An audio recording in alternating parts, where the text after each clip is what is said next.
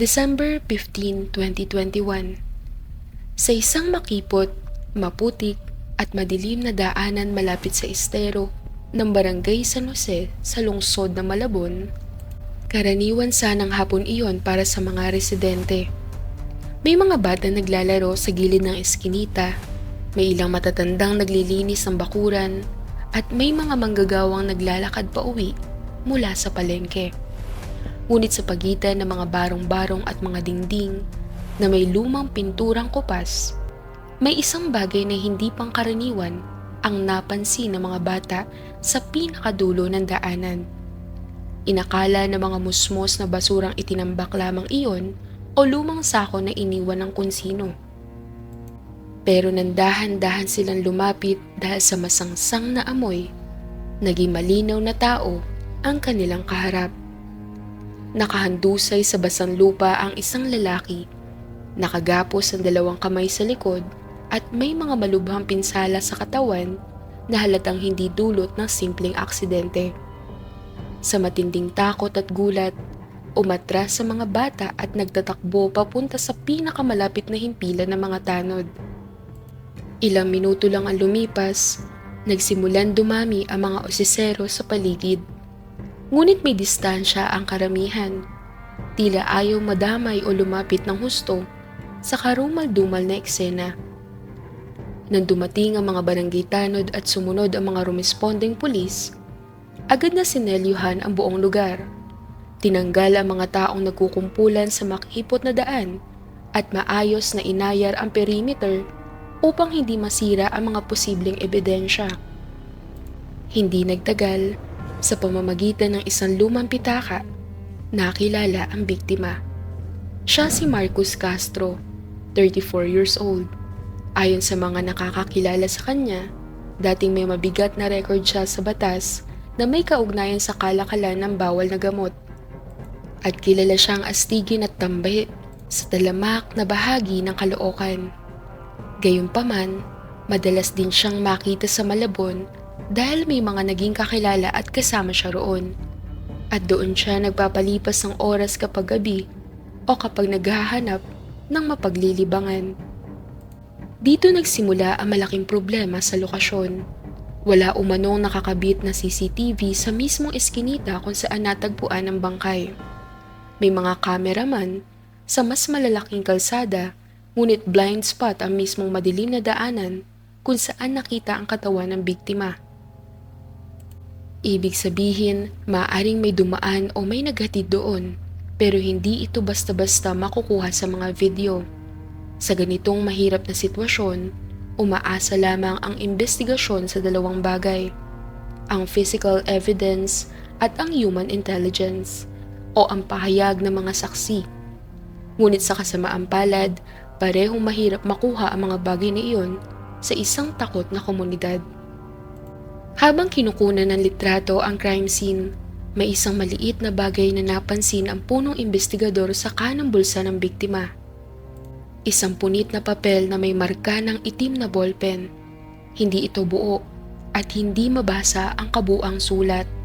Mukha itong simula ng isang lihim na mensahe o piraso ng isang note na sadyang pinunit. Sa ganitong mga komplikadong kaso, kahit ang pinakamaliit na papel ay pwedeng maging malaking susi, kaya't maingat na isinama sa opisyal na ebidensya ang nakuhang piraso ng papel. Sa unang araw ng investigasyon, lumutang ang karaniwang teorya ng mga otoridad. Maaaring may kinalaman sa droga ang krimen, o kaya naman ay matinding away sa barkada. Pero habang umuusad ang mga araw, nagsimulang pumasok ang mas mabigat na posibilidad sa isip ng mga pulis. Posibleng personal ang motibo at posibleng ito ay planadong mabuti. Makalipas ang halos 2 linggo, unti-unti nang humuhupa ang atensyon ng publiko at ng media sa pagkamatay ni Marcus. Sa mga eskinita ng Malabon at Caloocan, mabilis talagang matabunan ng panibagong balita ang mga ganitong madidilim na insidente. Ngunit sa hanay ng mga nakatalagang investigador, nanatiling bukas at aktibo ang kaso. Wala pang malinaw na sospek na maituturo Wala pang testigong handang tumayo sa korte at ang punit na papel na nakuha ay nananatili pa ring isang malaking palaisipan. December 29, 2021. Bandang hapon, may panibagong ulat ng karahasan ang pumasok sa himpilan ng pulisya. Sa loob ng isang abandonadong bodega sa Caloocan, may natagpuang isa na namang malamig na bangkay ng lalaki.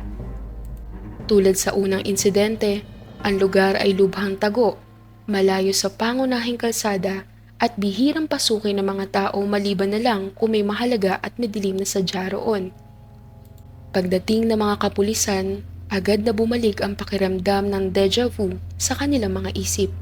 Halos parehong-pareho nang nangyari kay Marcus ang sinapit ng sumunod na biktima.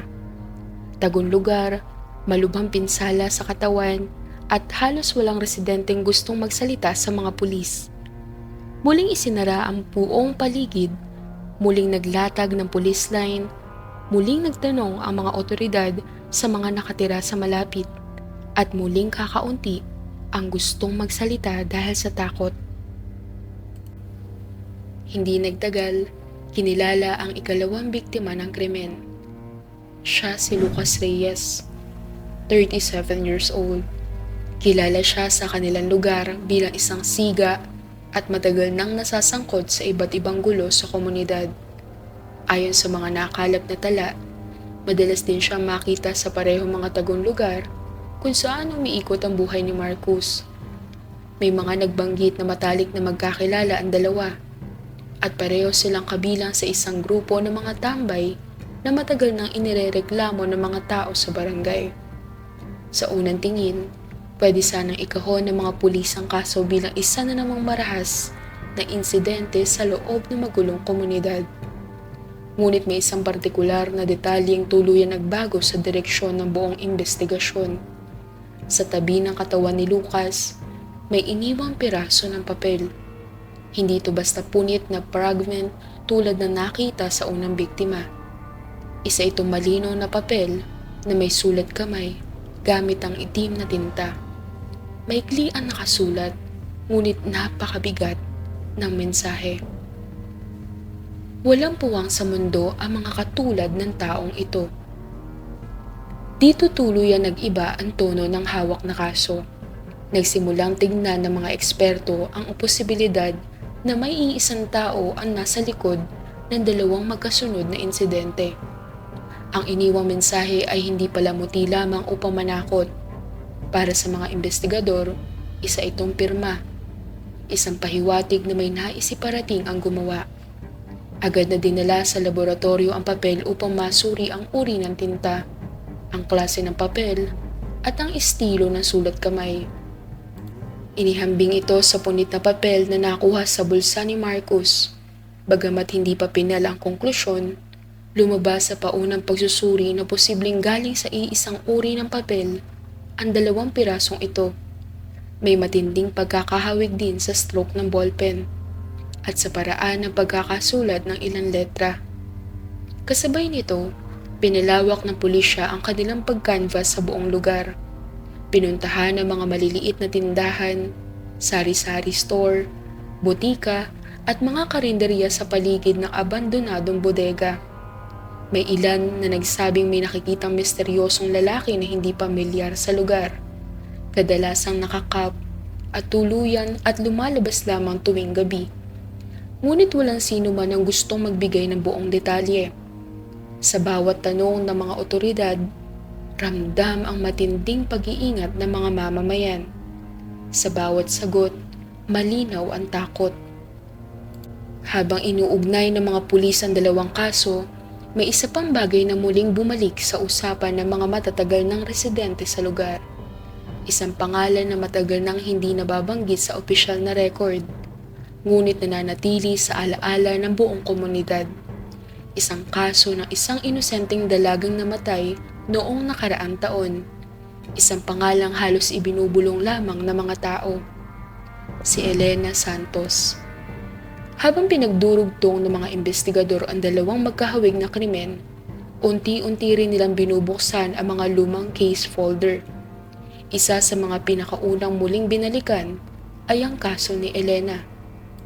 Isang dalagang nagtatrabaho bilang isang nurse na namatay noong taong 2020 sa parehong madilim na lugar kung saan huling nakitang buhay ang unang dalawang biktima na sina Marcus Castro at Lucas Reyes. November 14, 2020. Gabi. Pauwi na ang magkasintahang sina Elena, 24 years old, at ang kanyang kasintahang si Arthur Di Maculangan, 26 years old. Galing sila sa isang malapit na simbahan matapos ang isang simpleng pagdiriwang ng kanilang ikalimang anibersaryo. Hindi sila nagtagal sa labas. May dala lamang silang maliit na paper bag at piniling dumaan sa mas maikling ruta. 100 ang kilalang kilala sa lugar na madilim, makipot at bihirang nilalagyan ng ilaw. Sa kanto ng isang liblib na barangay sa Caloocan, may 3 lalaki nagiinuman sa gilid ng daan. Kilala ang mga ito sa lugar bilang mga tambay na madalas ireklamo dahil sa pangaharang, pananakot at pakikipag-away kapag gabi. May mga naitalang blatter na ang kanilang mga pangalan noon, ngunit walang umaabot sa formal na kaso. Madalas ay nauuwi na lamang sa katahimikan ng lahat. Ayon sa mga impormasyong unti-unting lumabas sa mga sumunod na buwan, nagkaroon ng matinding komosyon sa bahaging iyon ng kalsada ng gabing iyon. May sigawan, may ingay ng pagtatalo, ngunit gaya na nakasanayan sa isang takot na komunidad, walang lumabas upang makialam o sumaklolo. Sa komunidad na matagal nang nababalot ng karahasan at takot, ang pananatili sa loob ng bahay ang naging normal na reaksyon ng mga tao. Hindi na nakauwi sina Elena Santos at Arthur Di Maculangan. Batay sa mga datos na naipon kalaunan, dinala ang magkasintahan sa isang abandonadong istruktura na matagal nang inirereklamo sa barangay. Isa itong lumang gusali na walang ilaw, bihirang daanan ng tao at madalas gamiting taguan. Ang mga sumunod na pangyayari roon ang naging sentro ng isang malaking krimen na tuluyang nagwasak sa 2 pamilya. Pagkalipas ng 2 araw, natagpuan ang katawan ni Elena sa isang lugar na madaling mapansin ng mga nagdaraan. Wala na siyang buhay at malino sa mga otoridad na ginalaw at pininsala ang biktima bago pinatay. Si Arthur, matapos ang gabing iyon, ay hindi na muling nakita. May mga ulat noon na maaaring itinapon umano siya sa ilog mula sa tulay. May ilang nagsabing may nakita silang lalaki na tumalon sa madilim na bahagi ng tubig. Ngunit walang katawan na na-recover. Walang konkretong ebidensya. Unti-unting pumasok sa opisyal na tala ang posibilidad na patay na rin siya. Dahil sa pagkawala ng pangunahing saksi at sa kakulangan ng handang tumistigo, tuluyang humina ang kaso. Ang mga taong binubulong na sangkot ay nananatiling malaya at naglalakad sa kalsada. Umatras ang ilang residente sa kanilang mga naunang salaysay. Ang investigasyon ay unti-unting tumigil at ang pangalan ni Elena ay napabilang na lamang sa listahan ng mga kasong hindi kailanman nabigyan ng hustisya. Ngunit sa paglitaw ng 2 bagong bangkay noong taong 2021, muling bumukas ang sugat na nakaraan. Sa mga lumang tala, kapansin-pansin na ang mga pangalang inuugnay sa kaso ni Elena ay kaparehong-kapareho na mga pangalang umiikot sa background ng unang 2 biktima. Pareho ang lugar, pareho ang galawan, at pareho ang uri ng pamumuhay. Dito nagsimulang makita ng mga investigador na ang mga kaso noong 2021 ay maaaring hindi basta hiwalay na krimen, kundi pagpapatuloy ng isang kwentong nagsimula pa noong nakaraang taon. Isang kwento ng karahasan na hindi natuldukan at ngayon ay tinatapos ng isang mapanganib na anino. Matapos balikan ang kaso ni Elena, sinimula ng mga investigador na ihanay ang mga pangalan, lugar at detalye mula toong 2020 hanggang sa 2 pagpatay noong 2021. Sa loob ng lumang case folder, May ilang pangalang paulit-ulit na lumilitaw sa mga confidential tips at informal na sumbong ng mga residente. Kabilang sa mga ito sina Marcos Castro at Lucas Reyes. Pareho silang binanggit noon bilang mga lalaking madalas makita sa parehong barangay sa mga gabing naganap ang krimen kay Elena. Pareho ring may reputasyon sa lugar na sangkot sa gulo, bisyo at pananakot.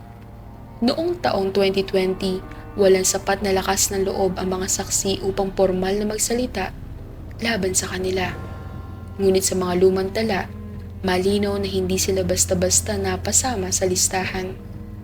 Habang sinusuri ang mga pangalang ito, may isa pang lalaking patuloy na lumilitaw sa parehong mga ulat, si Simon Torres. Noong taong 2020, si Simon ay kilala ring tambay sa parehong lugar.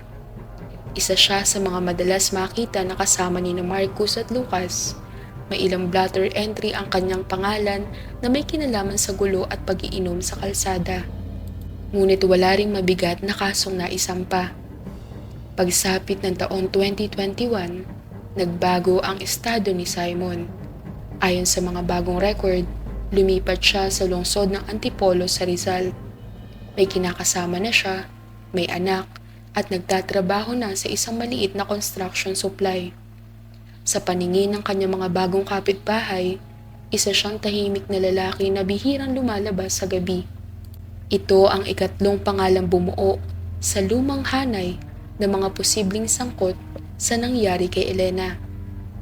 Dito nagsimulang maghigpit ang mga investigador. Hindi na sila umasa sa lantad na pagtatanong. Sa halip, gumamit sila ng isang low-profile approach. Sinimula ng background check, pag-verify ng dating tirahan, at pakikipag-ugnayan sa mga barangay na dati ay kasalukuyang inuugnay kay Simon. Sinuri rin ng mga dating blotter at impormasyong hindi na isama sa unang investigasyon. Sa bawat pagtugma ng detalye, lalong tumitibay ang hinala na ang tatlong lalaking ito ay may iisang koneksyon sa krimeng nangyari noong nakaraang taon. Habang isinasagawa ang tahimik na pagbusisi, patuloy ring binabantayan ng pulisya ang posibleng paglitaw ng ikatlong pag-atake. Sa puntong iyon, malinaw sa kanila na kung may susunod pa, malamang ay may kaugnayan ito sa huling pangalang nasa lumang listahan. Ngunit bago pa man tuluyan matuntun si Simon, may dumating na panibagong ulat. Isang insidenteng magaganap sa mismong araw ng Pasko. December 25, 2021. Araw ng Pasko. Bandang madaling araw, may natanggap na ulat ang pulisya sa lungsod ng Antipolo. Tungkol sa isang lalaking natagpuang wala ng buhay sa isang madilim na bahagi ng kalsada. Ilang metro lamang mula sa isang bakanting lote. Sa unang tingin, ipinasa ito bilang posibleng hold-up. Nakahandusay ang biktima, may mga malubhang pinsala sa katawan, at wala na ang ilan sa kanyang personal na gamit. Ngunit nang dumating ang mga investigador at sinuri ang paligid, mabilis nilang napansin ang mga detalyeng hindi tugma sa karaniwang krimen sa lansangan. Sa tabi ng biktima, may papel na iniwang nakatiklop.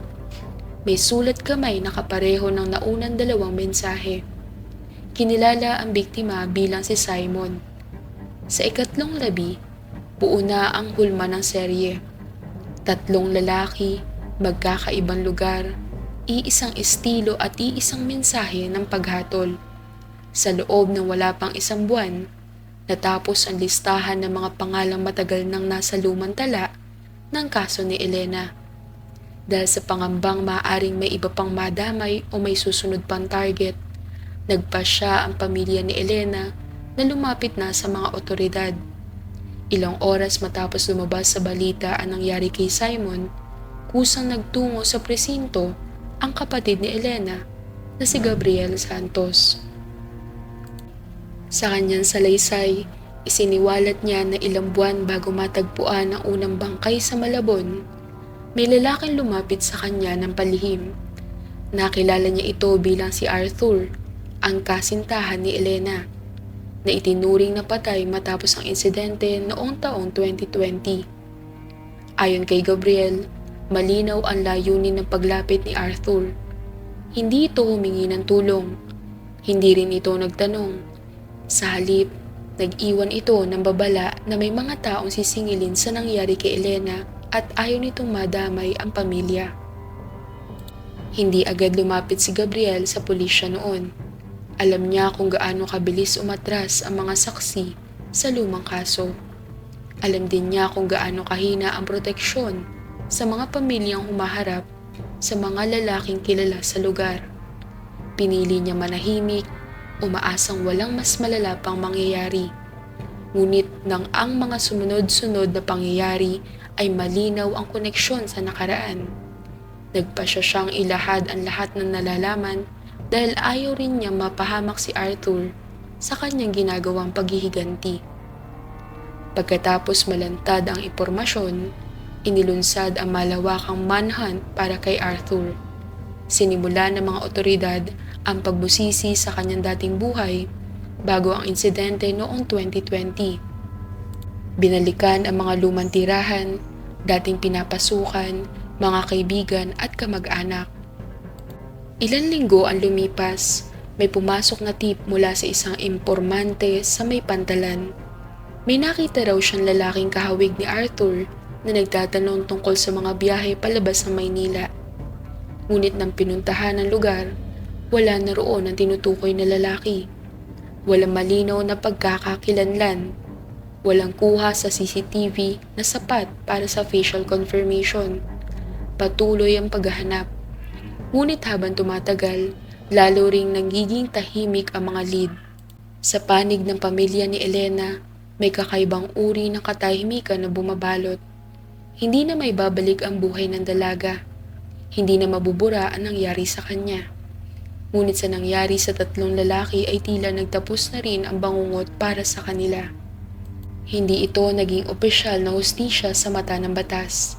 Walang korte, walang hatol, walang kulungan. Ngunit sa mata ng isang komunidad na matagal ding natutong manahimik sa harap ng karahasan, maraming naniniwalang natapos na ang kwento ng tatlong lalaking iyon. Nakamit ang hustisya sa paraang nararapat sa kanila. Sa mga record ng pulisya, nananatiling bukas ang kaso. Nakatag pa rin si Arthur bilang person of interest. Patuloy ang panawagan sa sino mang may impormasyon tungkol sa kanyang kinaroroonan. Hanggang ngayon, wala pa ring malinos na sagot kung saan siya nagpunta matapos ang Pasko ng taong 2021. Ang naiwan na lamang ay isang paalala na lahat ng kasalanan ay may kabayaran. At sa kwentong ito, si Arthur di makulangan ang naningil at naglagay ng hustisya sa kanyang sariling kamay.